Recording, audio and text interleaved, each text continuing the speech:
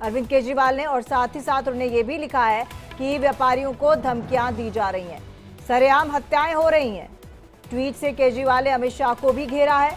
उन्होंने लिखा कि दिल्ली की कानून व्यवस्था का मजाक बना दिया गया है। तो ये दिल्ली में बढ़ते अपराध को लेकर केजरीवाल का बड़ा प्रहार। एक्स अकाउंट के जरिए, एक्स हैंडल के जरिए उन्होंने ये संदेश दिया, ये मैसेज दिया, और राजधानी में बढ़ते अपराध को लेकर उन्होंने अमित शाह को भी घेरा है। तो ये बड़ा प्रहार केजरीवाल की तरफ से दिल्ली सरकार पर, माफ कीजिएगा, केंद्र सरकार पर, और साथ ही साथ राजधानी में बढ़ते अपराध पर केजरीवाल का ये बड़ा ट्वीट। दिल्ली की कानून व्यवस्था का मजाक बना दिया है, ये लिखा है अरविंद केजरीवाल ने, और ट्वीट से केजरीवाल ने अमित शाह को घेरा है। उन्होंने लिखा है कि सरेआम हत्याएं हो रही हैं, व्यापारियों को धमकियां दी जा रही हैं, दिल्ली की गली मोहल्लों में गोलियां चल रही हैं, दिल्ली में हर तरफ डर और असुरक्षा का माहौल है। तो राजधानी में बढ़ते अपराध पर केजरीवाल का ये ट्वीट, केजरीवाल का बड़ा प्रहार। दिल्ली की कानून व्यवस्था को लेकर कई सवाल केजरीवाल ने किए हैं इस ट्वीट के जरिए।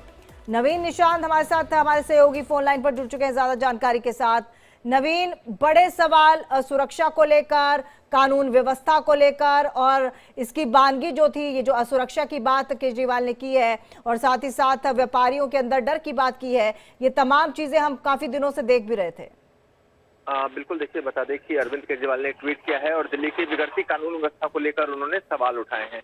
और अरविंद केजरीवाल आज शाम नांगलोई में कुछ ऐसे परिवार से भी मुलाकात करने वाले हैं जिनके साथ बीते दिनों हिंसा हुई है, चाहे उनके घर पे फायरिंग हुई हो या फिर अलग सुरक्षा कारणों से उन्हें परेशानी हुई हो। आम आदमी पार्टी की कोशिश ये है कि चुनाव के पहले जो दिल्ली की बिगड़ती कानून व्यवस्था है उसे एक मुद्दा बनाया जाए, क्योंकि राजधानी दिल्ली में जो कानून है वो सीधे एमएचए के अंडर आता है, यानी मिनिस्ट्री ऑफ होम अफेयर्स के अंडर आता है। दिल्ली सरकार का कानून से कोई वास्ता नहीं है।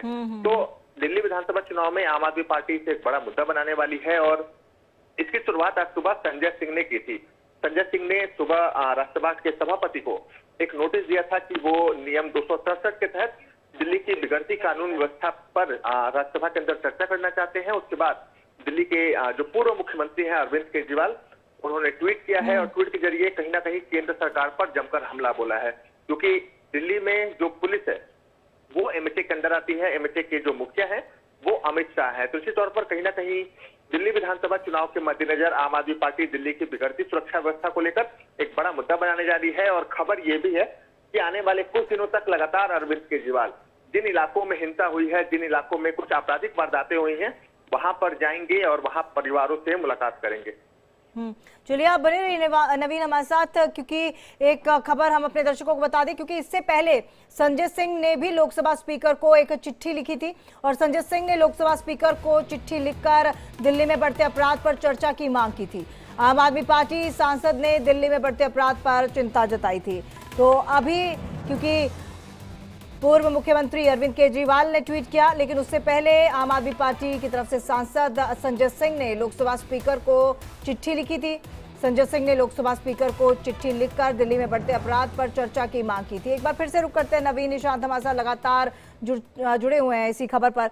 नवीन, क्योंकि आप भी बात कर रहे थे और ये दिख रहा है, क्योंकि फिलहाल हमने देखा था कई दिनों से गैंगस्टर्स की गतिविधियां लगातार बढ़ रही थी, कई तरीके से एक्टिव हो रहे थे, और साथ ही साथ जो व्यापारी थे उनमें डर का माहौल था। लेकिन उसके बाद कुछ कार्रवाई भी हुई है, कई सारी गिरफ्तारियां हुई हैं, दिल्ली पुलिस की तरफ से ऑपरेशन कवच चलाया गया, उसमें भी कहीं ना कहीं कामयाबी तो मिलती हुई दिखाई दी है। देखिए, दो चीजें हैं। दिल्ली पुलिस अपना काम कर रही है, अच्छे से कर रही है, ऑपरेशन कवच चलाया गया। उसके अलावा गैंगस्टर पर नकेल कसी जा रही है। उसके साथ ही साथ कहीं ना कहीं जो ड्रग्स सिंडिकेट हैं उनको बस्ट किया जा रहा है। काफी मात्रा में बीते दिनों ड्रग्स की रिकवरी हुई है, कोकीन की रिकवरी हुई है। तो पुलिस हर मोर्चे पर अपना काम कर रही है। आम आदमी पार्टी एक पॉलिटिकल पार्टी है, इन्हें राजनीति करनी है, इन्हें मुद्दा बनाना है, और दिल्ली विधानसभा चुनाव बहुत नजदीक है। तो ऐसे में आम आदमी पार्टी कोई भी उस मुद्दे को नहीं छोड़ना चाहती जिससे चुनाव में मतदाताओं को अपनी तरफ आकर्षित किया जा सके, क्योंकि फरवरी के पहले हफ्ते में दिल्ली विधानसभा के चुनाव होने हैं।